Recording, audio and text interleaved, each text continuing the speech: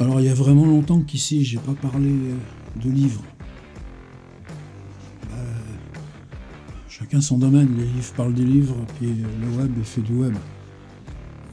Mais je suis lecteur aussi, et puis qu'est-ce qu'on fait ici?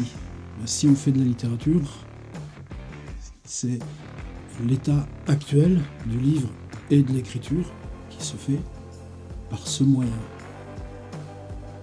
Alors ça va être 7 jours, 7 livres, peut-être même 10, on va voir. En tout cas, il faut de l'hygiène par les temps qui courent.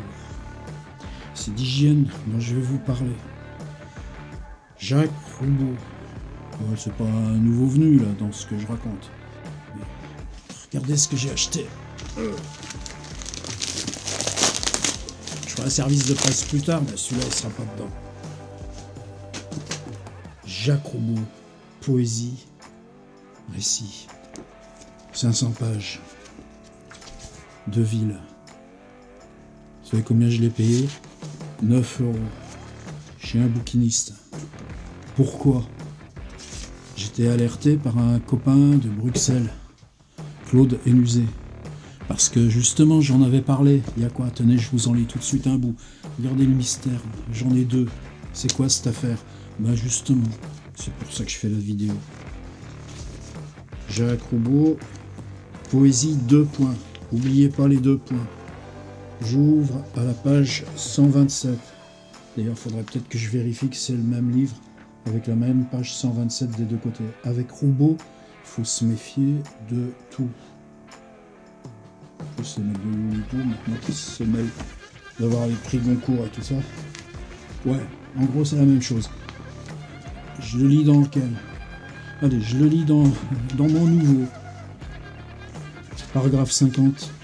Autre contrainte, suite. La contrainte du passage par les passages.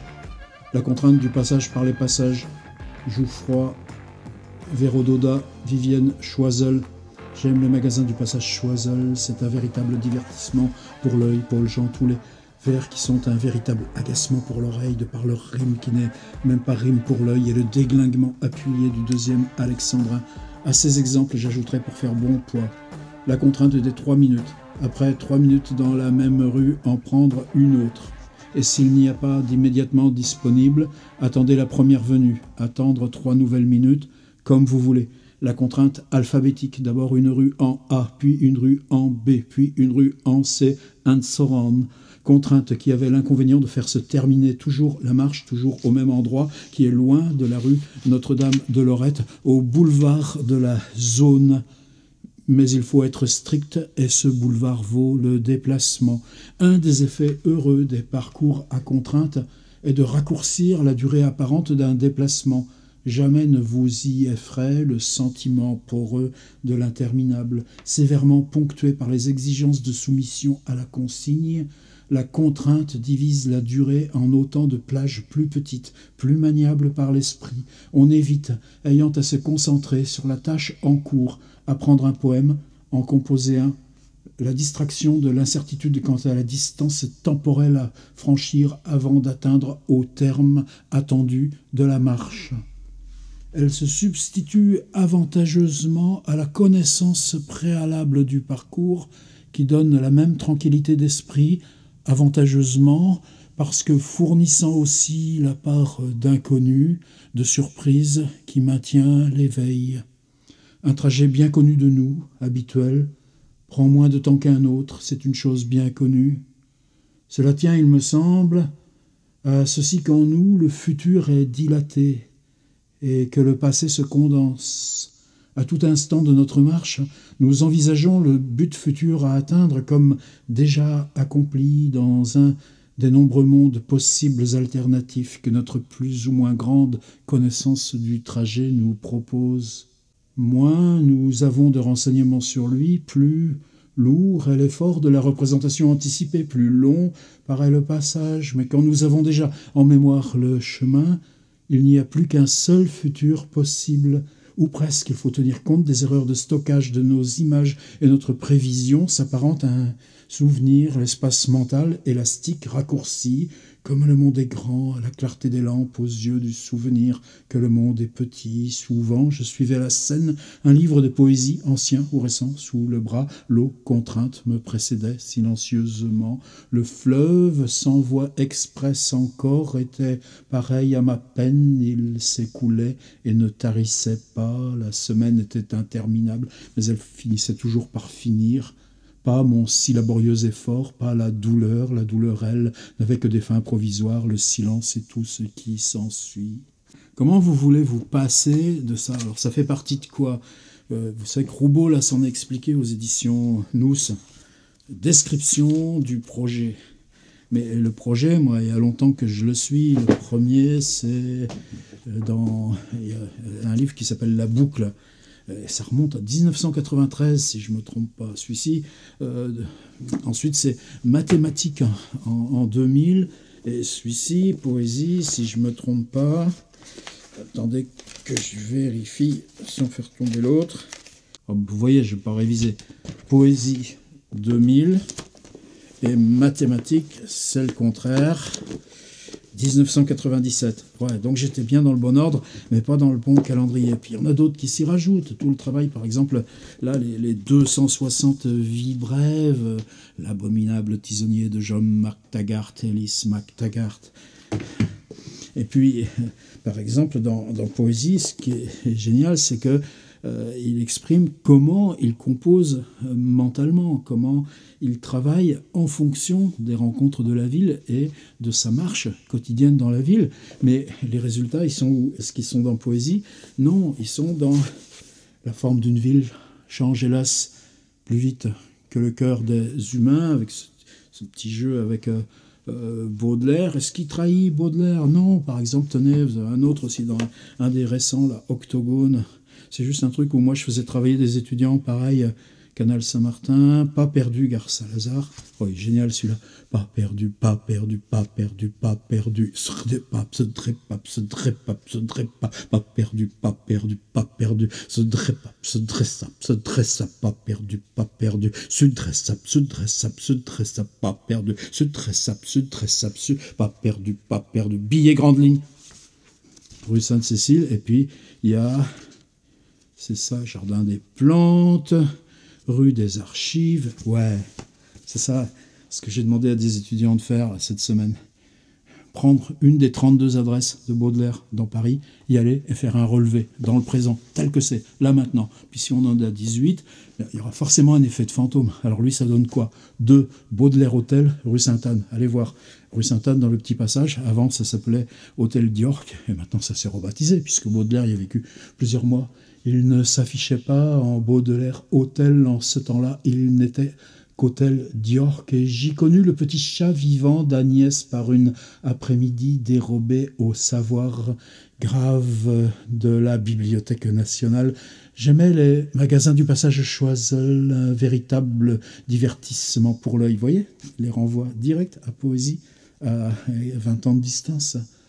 J'achetais chez le maire Alphonse une nouvelle impression d'Afrique, ce pur trésor d'alexandrin parenthétique. Vous savez pas ce que c'est qu'un alexandrin parenthétique?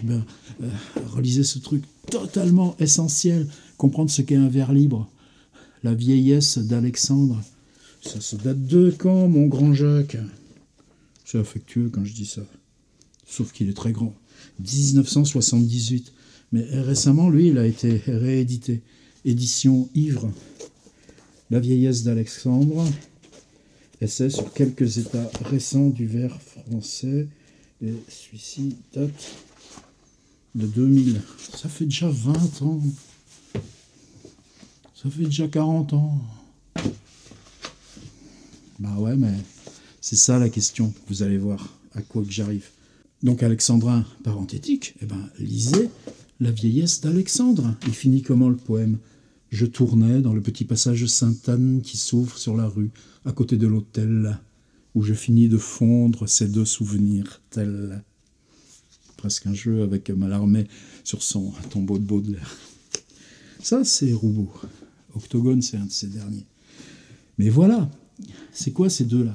Ben, ça appartient à ce grand projet de la boucle menée sur 20 ans, qui s'exprime aussi dans le grand incendie de Londres. Et est-ce que c'est légitime? Jacques, il est, si je ne me trompe pas, 1931, je crois qu'il a l'âge qu'avait ma défunte mère. Ça vous fait quoi en 2021? Ben, vous voyez, mais on y tient, notre Jacques. Mais est-ce que c'est légitime? Un gars qui a bossé toute sa vie, je vais en parler aussi et finir là-dessus, de travailler justement 30 ans sur un ensemble architecturé qui s'appelle Projet, la boucle, Grand incendie de Londres, et dans lequel il y a 2 livres, Poésie 2 points et Mathématiques 2 points, qui sont des espèces de tenseurs. Vous ouvrez le capot et vous voyez la mécanique. Vous voyez comment se passe comment se passe la génération de ça. La générativité, bon, ça nous emmène trop loin. Mais pourquoi j'aime ces 2 bouquins? C'est ça. Eh bien, vous savez quoi? Là, justement, en lançant un atelier sur ces questions des 32 adresses parisiennes de Baudelaire, ben, je reparle des marches et des contraintes de marche dans la ville de Jacques Roubaud dans Poésie. Et Claude Hénuzet, qu'est-ce qu'il me dit? Le livre est indisponible. Le livre n'est pas réédité. C'est pourtant le Seuil, c'est pourtant Fiction et compagnie, c'est pourtant un outil, un classique. Eh ben moi, qu'est-ce que vous voulez? Qu'est-ce que je fais dans ce cas-là? Je sécurise, je thésaurise. Ça veut dire que maintenant j'en ai 2. Et j'en ai un qui est mon... Voilà, celui-là, qui est mon travail. Il y a plein de livres comme ça que j'ai. Il y a le livre que tu travailles, et puis un autre que tu gardes par sécurité pour revoir le livre comme s'il était neuf. Alors est-ce qu'il est neuf? Non, je l'ai payé d'occasion, mais est-ce que c'est un truc de désherbage bibliothèque? A490, ouais, je sais pas, 160 francs, vous voyez, il y a encore le prix en français. Dépôt légal janvier 2000. Eh bien, figurez-vous que Claude Hénuzet, il en a acheté un aussi. Et nous, on se les a trouvés entre 9 et 11 balles. Ça veut dire que quand j'ai acheté celui-ci et Claude a acheté le sien, il restait exactement 9 exemplaires de Poésie 2 points disponibles sur le marché. Si, je crois qu'il y a un 9, mais vous savez, avec ces espèces de jeux algorithmiques là, qui étaient montés à 120 balles et tout ça. Je vais vous offrir le mien ou vous donner le mien puisque j'en ai 2. Comptez pas là-dessus. Mais c'est quand même une grosse question, quoi. C'est-à-dire un auteur qui se donne une œuvre structurée dans ce qu'il appelle un projet, et puis la mécanique du projet, à échelle du temps commercial, ça ne va pas même. Et pourtant, comme c'est important, Roubaud, sans parler de l'Oulipo, sans parler de tout ce qui nous a fait lire, et pas seulement de la littérature européenne. C'est un homme-monde, Jacques Roubaud. Eh bien, Poésie, 2 points. Peut-être que là, dans ceux qui auront, et celles qui auront regardé cette vidéo, et merci de l'amitié que vous me faites, les 10 premiers pourront s'assurer de Poésie 2 points dans leur bibliothèque. Et sinon, c'est fini. Je finis sur mathématiques, qui va avec. Poésie 2 points, mathématiques 2 points. C'est quoi? Un jeune étudiant. À l'époque, tu avais le service militaire obligatoire. Moi, ça allait, avec les lunettes, j'y ai échappé. Tu avais des sourcils le temps de tes études. Donc, mais avant les études, déjà, il faut savoir qu'est-ce que tu vas faire comme étude. Lui, qu'est-ce qu'il voulait faire dans sa vie? Il voulait faire de la poésie. Donc, il se dit, il faut que je me trouve un taf où je garderai la tête libre, qui n'interférera pas avec le langage du poème. Donc, il dit, je vais faire prof de maths. Et il fait des études de maths, des études de nombres. C'est ce qu'il raconte là, dans plein de détails. Vous avez quoi? Vous avez Bourbaki. C'est quoi Bourbaki? Ce qui compte, c'est l'algèbre et Bourbaki? Non, c'est qu'est-ce qui en toi te pousse vers l'abstrait? Et là, comment il règle ça, lui? Il vous décrit un amphithéâtre. Un amphithéâtre, quand vous entrez le premier, que vous asseyez, que vous voyez ce truc vide, et puis ces bancs de bois, et puis ce truc de qu'est-ce qui va arriver comme parole, et puis cette espèce d'odeur qui reste, etc. Et c'est ça notre pulsion vers l'abstrait. C'est ça qui fait que mathématiques 2 points, c'est pas besoin d'avoir fait des études de maths pour le lire. Faut aimer quoi? Faut aimer sa curiosité au monde, même si lui, il la traite formellement, abstraitement. Et puis à la fin de mathématiques, il y a quoi? Ben c'est bon, l'étudiant en maths, il s'est découvert sa prédilection pour la numérologie. Tu es là, tu as un débat, une table ronde, il y a celui ou celle qui fait la présentation, puis on est 2, 3 là, puis on se dit hey Jacques, il y a combien de gens dans la salle? Bam, réponse. Hey Jacques, il y a combien de néons au-dessus de notre gueule? Bam. C'est un mec qui dénombre sans arrêt, qui cherche les... Bon, ça c'est l'anecdote.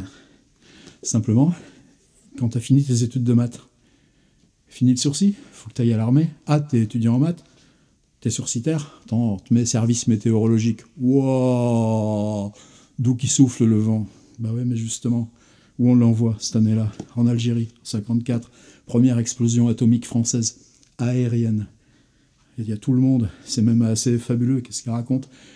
La bombe atomique pète, et puis il y a un officier qui prend la Jeep et qui va voir, parce qu'on a disposé des mannequins. Lieu de l'impact, 1 km, 2 km, 3 km, et puis on les a habillés, on a fait des mannequins, et ces mannequins, on les a revêtus d'uniformes. Est-ce qu'un mannequin avec un uniforme d'officier, il tient mieux les radiations nucléaires qu'un mannequin en habit de... pauvre type de la Légion étrangère? C'est ça l'armée française. Et le gars, il part avec sa Jeep pour voir les... Il n'a rien compris aux radiations, ils sont forcés de tirer dans les pneus, la mitraillette. Bon, c'est bon. Mais c'est quoi? C'est de l'anecdote, ça? Ben non, ça veut dire quoi? Ça veut dire que pour que le feu vert soit donné à la première explosion atomique française au sud de l'Algérie, il fallait que les sursitaires mathématiciens donnent ce feu vert en disant les conditions météorologiques font que les retombées s'en iront vers l'Afrique noire et ne remonteront pas vers la métropole. Dit Jacques Roubaud, t'aurais dû aller à Tchernobyl aussi. Jacques Roubaud, mathématiques, poésie, et poésie, c'est fini. Et de le dire comme ça, il en reste une dizaine sur le marché de l'occasion. Regardez le mien, 10 balles, nickel impeccable. 7 jours, 7 livres, c'était le 1, à demain.